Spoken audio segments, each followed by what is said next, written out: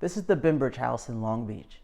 Like the Long Beach Queen Mary, the Bembridge House is registered in Washington, D.C. as a national treasure. But for 3 young daughters, the Bembridge House is a local nuisance. Their mother pleaded the city to help clean up, and their parents were savagely gunned down in front of. Hello, Long Beach. This is Franklin, and Saturday night's Bembridge House murders leaves 3 young daughters without their parents and also reveals the ugliest side of several of our city's unanswered crises. This was a perfect storm of our city's shooting surge, overcrowded living conditions, stretched thin emergency response system, elected officials not listening to residents, and our overwhelming parking crisis. We went to the grief-stricken family's candlelight vigil to show you the true state of our city's public safety crisis. We spoke to the victim's sister. She says the couple had just returned home from a fishing trip and had trouble finding parking because of a party held at the Bembridge Historic House. A dispute over parking led to a violent beating, followed by a fatal shot to her brother-in-law's face. Here's the slain mother's sister in her own words. They were looking for parking. I guess the guy that the suspect, he was mad because like my brother-in-law was looking for parking, so he had stopped in the middle of the street, and the suspect wanted to rush, and he started beeping. So they were already arguing, and they got into a fight, and then they left. So when they were trembling and they were fighting, my brother-in-law had lost his keys. So they already had went back home. Since he didn't find parking, he left his car parked in the middle of the street.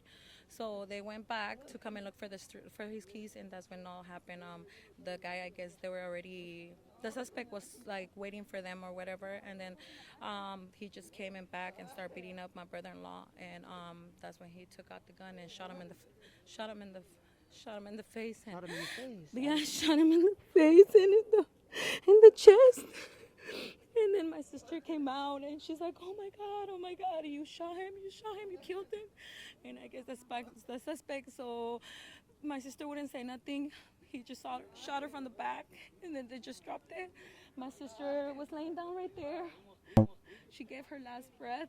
They try to take right there. That cross. Yeah, they tried to take her to the hospital, but she didn't make it. It was too late. And of course, these murders were senseless, but what also has the family and witnesses troubled is the city's slow response time. The victim's sister believes that her sister might still be alive had the Long Beach emergency response team not taken as many as 30 minutes to her account to get to the scene. What was the response time like when it came to your sister? my nieces said that they were trying to get in contact with the Long Beach Police Department. They were not answering. They kept on calling and calling and calling until they finally picked up, but it was too late for my sister already. They took about approximately 30 minutes to get here, and that's when they took her. She died on the way to the hospital. She didn't make it, but again, this is unacceptable. The fire department recently reported to council members on the Public Safety Committee that their resources are stretched thin due to a surge in outdoor fires linked to homelessness. With our city already being too short on firefighters to even qualify for grants to keep firehouses from shutting down, the fire teams are also fighting on the front lines of homelessness-related fires and shootings that need paramedic teams. Remarkably, there is a Long Beach firehouse only blocks away from the Bembridge House double murder. This is why a 30-minute response time is remarkably long, since according to our city manager, the average response time in Long Beach is under 5 minutes. We timed it today, and Fire Station 3 is at most a minute's drive from the Bembridge historic home. But it's not only our emergency response team, but even our elected officials were slow to aid the family. We asked the family if they'd received any condolences from Mayor Garcia or their councilwoman, Mary Zendejas. This is what we were told. Has the councilwoman or the mayor reached out to you yet? No, that's what I was just talking about, your colleague, that I don't see it that's fair that did they use this building, this house, like a party every weekend, and it's not the first time they have fought here. So I was talking that I wanted to see if you guys could help us get reached out with the city or somebody to get this place shut down, because they're using it like a business. They don't care. They're not having no security, no nothing. So basically, you just rent my house and do whatever you want. This district, District 1, is home to one of the city's largest Latino populations. Mayor Garcia is the city's first Latino elected mayor of Long Beach, and as a young man, this is the district that first elected him to serve its residents. Both he and Mary Zendejas are up for re-election, but this isn't the first time Maria's family and her sister, Maricela, have been let down by city officials. Maria says that for quite some time, her sister reached out to the city for help.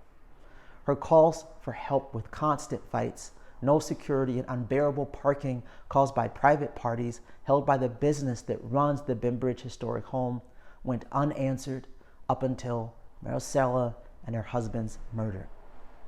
Ironically, Maricela may have lost her life from the very incident she had been pleading the city to help her with, but to no avail. Too often, residents dismiss our shooting surge under the label of gang-related. But this couple, they weren't gang members.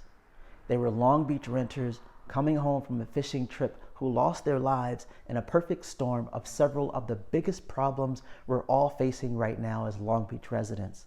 A shooting surge, overcrowding and parking, thinning city services, and unaccountable elected officials. And the worst part is that as of the vigil, they haven't even gotten a call saying, "I'm sorry, we're gonna make this right, and we're gonna help."